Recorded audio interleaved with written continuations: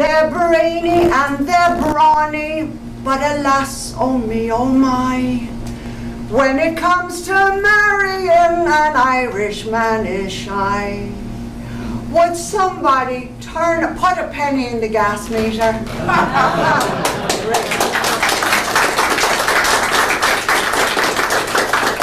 That's the way it was in our house. You'd be singing, you'd be reading, you'd be chatting, and suddenly plunged into darkness. And someone put a penny in the gas. You got a penny's worth each time.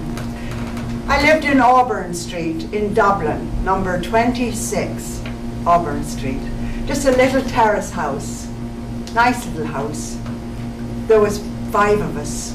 My father, we called him the Daisy, my brothers Kevin and Naish, and my sister Bets, and myself. My mother had died when we were very young. I was 7, Lord rest her. So it was just the 5 of us. And it was a lovely, nice little house, like the room we'd sit in at night, the parlour.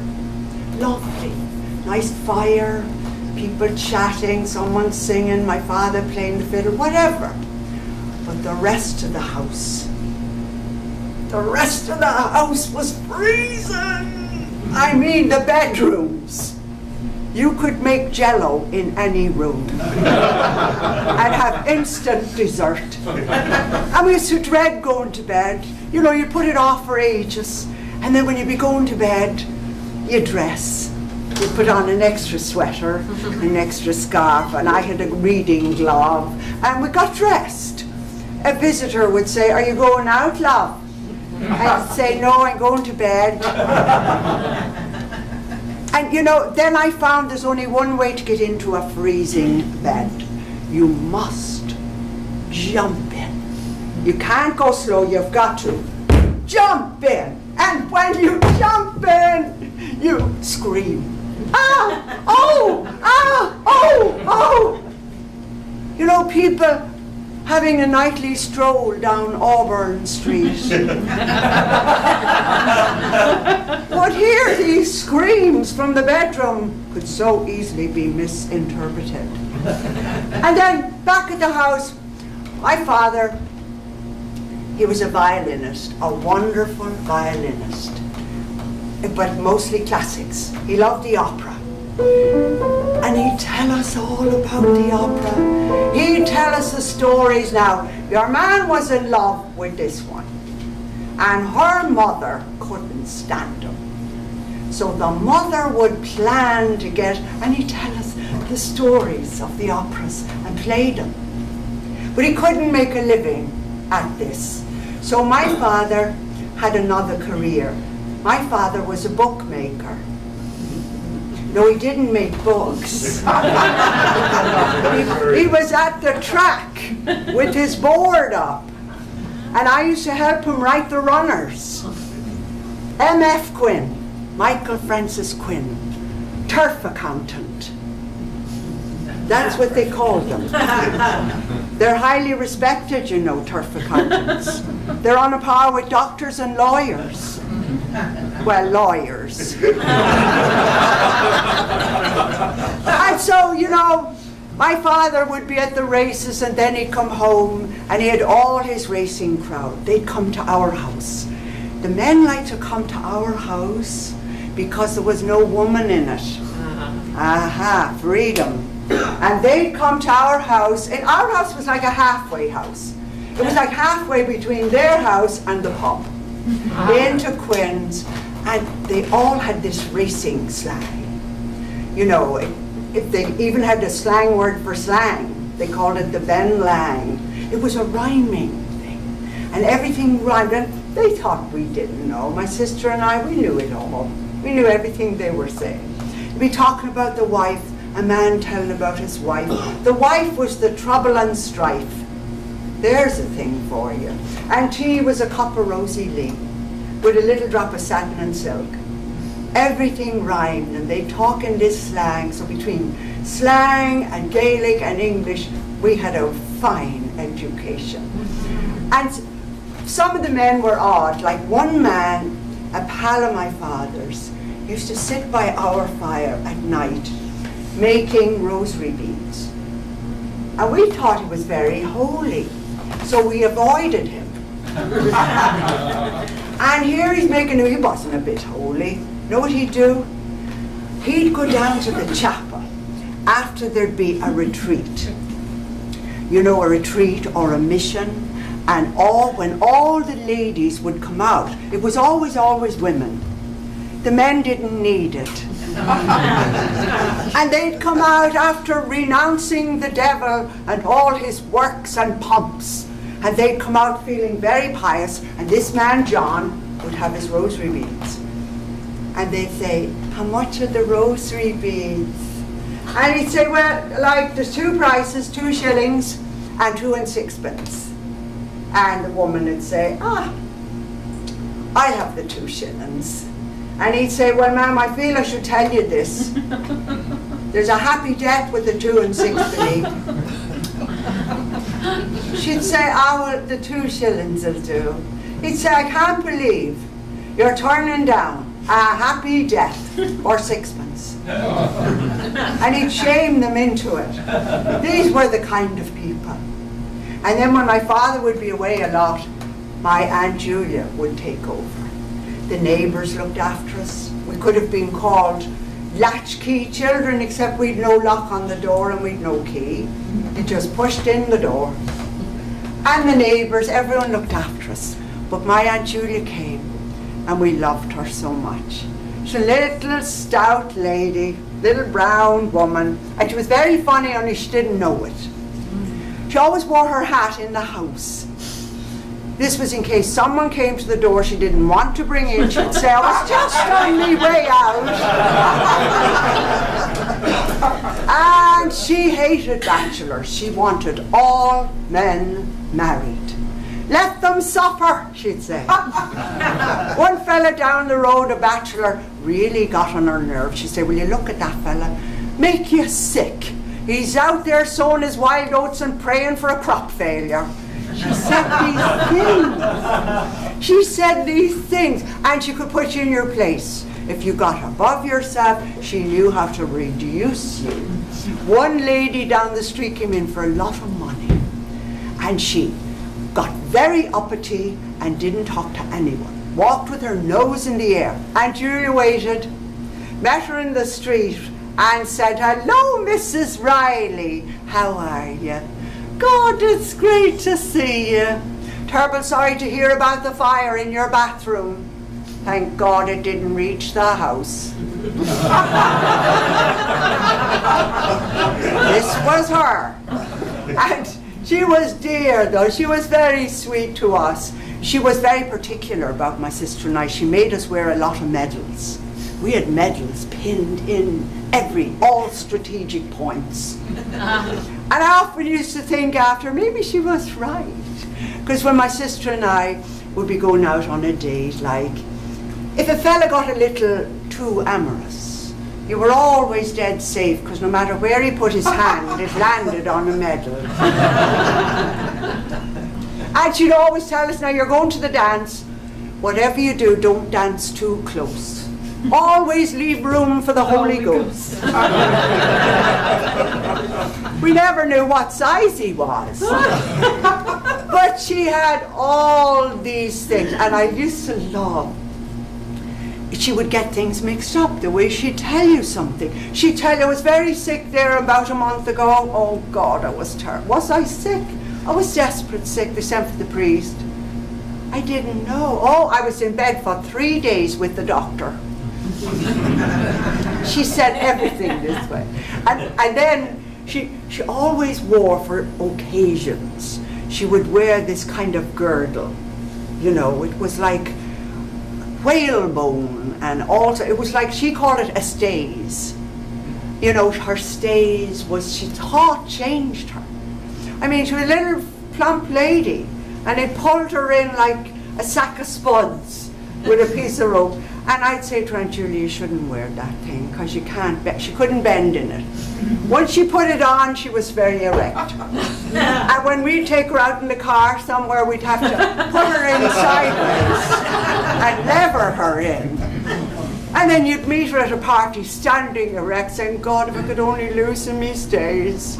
It became a saying in our house. When things got tough, we'd say, if I could only loosen me stays. But one night I said to Aunt Julie, you really shouldn't wear that thing. It's not good for you either. And you don't need it. And though one night she stayed with me and I unlaced her. And when I did, she went all over the place. She loved music. She loved wakes, weddings. I think she preferred a wake to anything. She said there was more life at an Irish wake. And of course, in those days, they were in the house, and the soul was gone to heaven, so there was singing and rejoicing. But she'd have her own little parties in our house. It wasn't really a party. You know, it'd be just us, my father and the brothers and my sister and Aunt Julie and a few of the neighbours, and we always had a visitor from America. A returned Yank, they were called. And we'd have, you know, nothing. The men would all have a few Guinness, the women would have a cup of tea with a little something in it for me chest. They all had weak chests. And so, you know, the party would start just with that. And Aunt Julie got me to sing, and I'd have to sing a song she loved. It was about a little ring. Came from a district in County Galway called the Claddagh. And it was a lovely little ring that was used for a wedding ring. It had two hands clasped and a heart and a crown. I'm looking back across the years, what memories they bring of all the hopes and all the fears, like swallows on the wing. If I were but a poet, what stories I could sing of all the things encircled in a little Claddagh ring. The hands are there for friendship, and the heart is there for love, for loyalty through all the years. The crown is raised above, and they're gathered all together in that very special thing, my tiny bit of Ireland, my little Claddagh ring. It's getting old and shiny now, along of all the years. It shared with me the sunshine I, it's oft times felt my tears. But when for me the hour has come to meet my Lord the King, I hope he'll give me welcome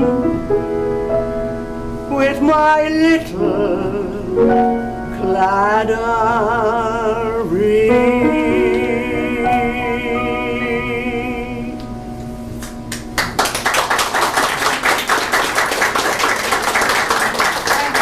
Well, I would finish my song, and then I'd sit by the fire with my dog, and the rest to go. You had to call on someone. And Julia called on her favorite, this lady who sang in a very high voice.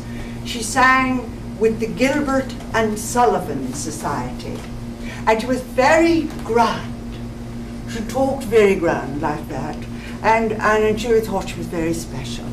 She was really very lace curtain Irish.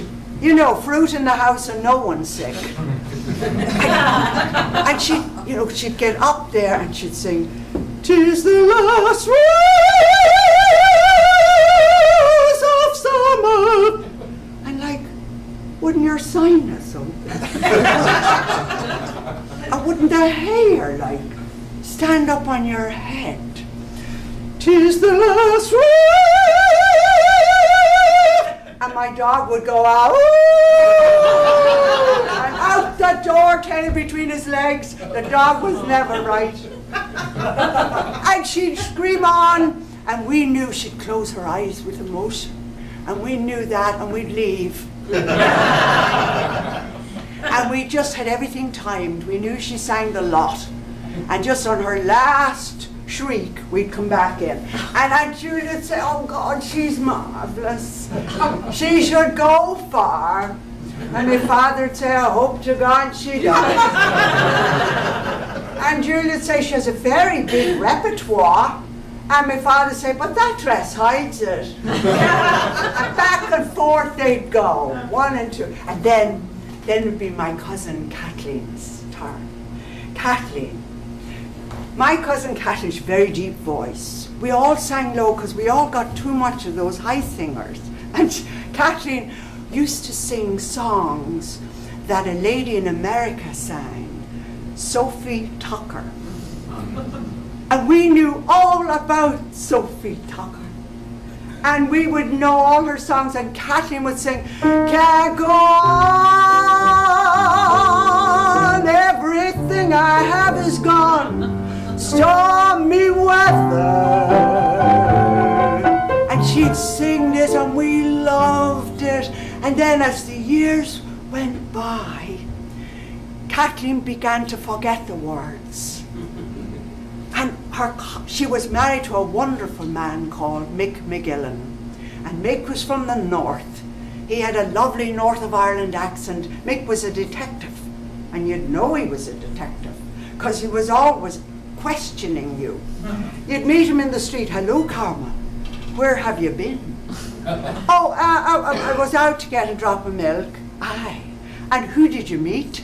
I met Mrs. O'Brien. What time was that now? And so Mick loved Kathleen.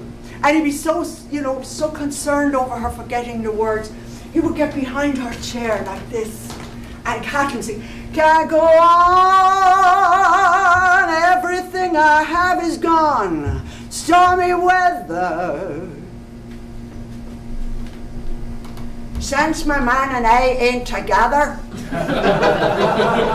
since my man and I ain't together,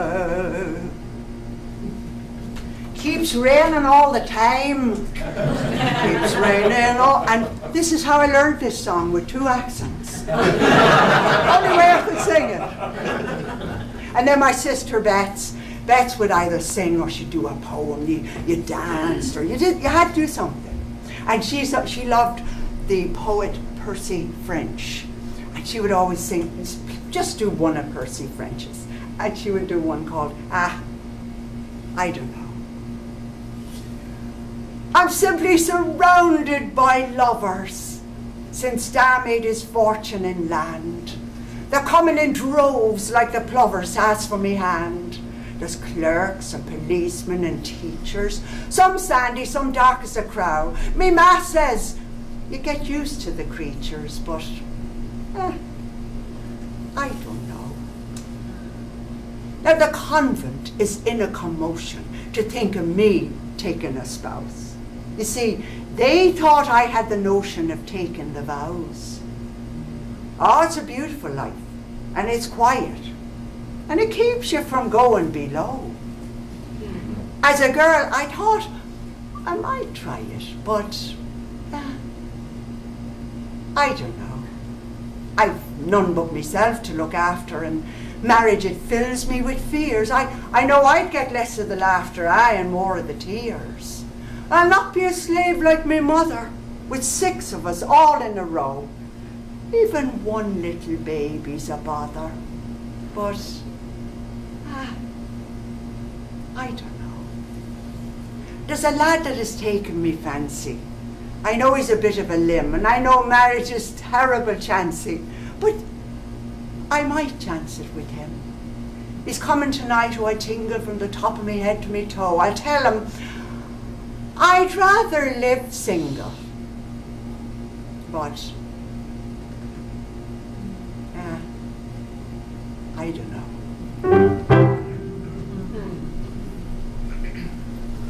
And then we'd have the visitor. The visitor, I always loved one lady in particular. She lived in San Francisco. She was from Ireland, but she lived in San Francisco, and she'd come home every night, every year. And she was a bit odd.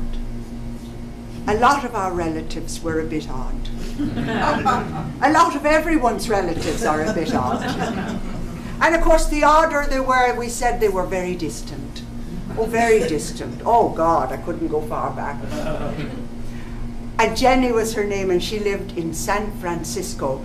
And they said she was odd because she'd been in an earthquake. And they said, you know them earthquakes in America, they like rattle your brains. And Jenny would always sing this song. Cocaine Bill and Morphine Sue were strolling down Park Avenue. Said Cocaine Bill to his gal Sue, honey, have a on me. Oh, honey, have a on me. Honey, have a on me. Well, we never looked into the words. We never gave it a thought. We liked the swing of it. You know, we just liked the sound. We never thought of the words. And you know, there might be a couple of nuns there at the party, and Julia always liked a couple of nuns. She said nuns gave the party tone. And the nuns would be, honey, have a on me. Honey, have a on me. And then and Julia herself would sing. We'd all make her sing her song. She loved that. She'd get up and she would sing her little song. She always sang a lot of Gaelic songs. Tá an mór arige garamar manir smeg imach from me money three on sheep. Is garabun a warig me go fekik me ma vin until on or ha all in a sheer. Tre and is tre ratnik is tre frek the tom of real as har farthak is harvies. Es my up and to gur amid me no stray a buck on key until on or ha all in a sheer. Be McShear a hash the lumgar shallow skin us. Tre duigle on tios meg him at sheer. Tre creak and lacherty and tarig there on where until on or ha all in a sheer. Tre at and is tre ratnik is tre frek a tom of real. Our colleague is her father is her fierce. Es my up Tugar amid me no stray above gone kill. Until on or ha all in any sheep. Hey!